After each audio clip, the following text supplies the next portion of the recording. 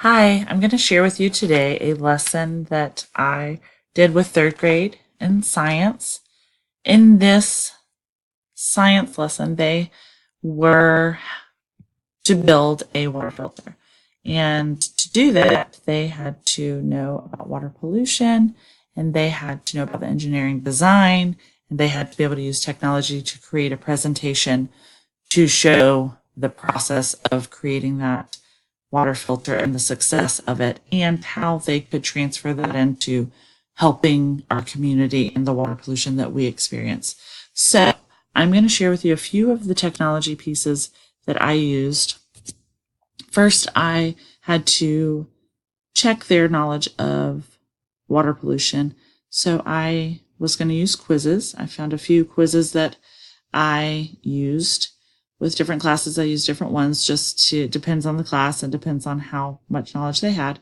So they would take the quiz individually, and I would kind of give feedback and see where they were. Most classes had a very good understanding of water pollution and how it affects our community. So that was a really good thing that gave me quick feedback and showed me where the students were with their knowledge. Two other things that I used. One was just iMovies. I use this to introduce and connect our community with water pollution and our challenge. And then this was the challenge that I presented through iMovie. I just gave them the challenge of being an environmental engineer, and they had to help clean the water. There was contamination in Atlanta, and they had to find a way to clean the water in order for people to have drinking water. After the students got the challenge, they were paired up with students, and they had to come up with their plan and their materials that they would need to create this water filter. After that, we did kind of a check-in with Flipgrid.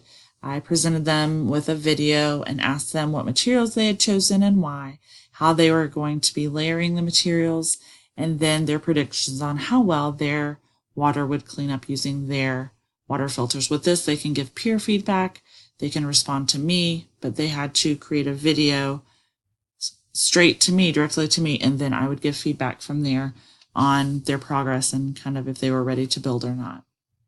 The students are done planning and they are ready to build. They will gather their materials and they'll get to build their prototype of a water filter and then test it. And all while doing this whole process in the engineering design, they will be documenting by taking pictures with iPads and recording in their journals, be recording. Some of them have online journals, some of them have just hard paper journals. So depending on the class, depends on how they're recording and documenting their journey to building a water filter. So these are some of the essential questions that they'll be able to answer.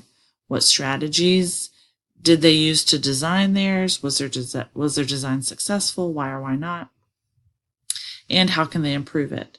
So all of that to be said, their final project for this is going to be sharing their information, their successes, their failures, their discoveries on water pollution and what really cleans the water and how we can in our community help clean and keep our waters clean from pollution.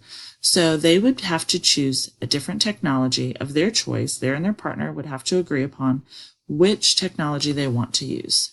I would make a list of it and they would get to choose whichever they want to use. We have anything, the ones that we have used before in class are iMovie, Adobe Spark. We've used Sway, PowerPoint, and Screencast-O-Matic. I actually showed a few of them how to do that recently. So these are some of the ones that I would suggest if they're having a hard time figuring out what they wanted to use. However, they're not limited to these. They use a lot of technology and are very knowledgeable about making and creating presentations. So in that presentation, they're going to show documentation of their journey. Like I said, the success of their water filter and things they've learned about water pollution. And they would have to make a presentation for other classes, other third graders that are either going to be doing this or have done it. And their presentation could even go to other teachers. We might give them a chance to present at science night or STEM night. And it's just a way to kind of extend from there, whoever's comfortable, even talking with somebody at the watershed about their project that they did.